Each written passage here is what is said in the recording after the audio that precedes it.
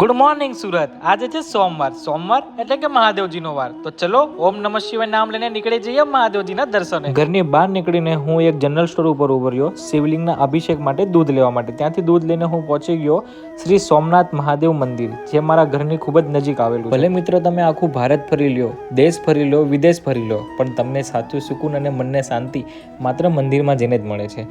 પછી મેં શિવલિંગના દર્શન કર્યા, શિવલિંગને દૂધ અભિષેક કર્યો, શિવલિંગ ઉપર પાણી ચડાવ્યું, ત્યારબાદ વાસુદેવ અને સૂર્યનારાયણને પણ પાણી ચડાવ્યું અને પછી ત્યાંથી હું નીકળી ગયો આપણા શોરૂમ તરફ। શોરૂમ ઉપર આવીને જોયું તો આજે શોરૂમ ઉપર ઘણું બધું કામ હતું અને આપણે લાગી ગયા એક કામ ઉપર। કામ કરતાં કરતાં આપણે આ બે મહાનુભાવોની વાતો પણ સાંભળી અને આ લોકો પાસે ઘણા બધા સુવિચારો પણ સાંભળ્યા। પછી આપણો થઈ ગયો જમવાનો ટાઈમ, એટલે આપણે તો નીકળી ગયા જમવા માટે। આજે ટિફિન ના લાવ્યો હતો, તેથી મોરારી હોટલમાં જવાનું હતું, જે પૂના પાટિયા ઉપર જ આવેલી છે।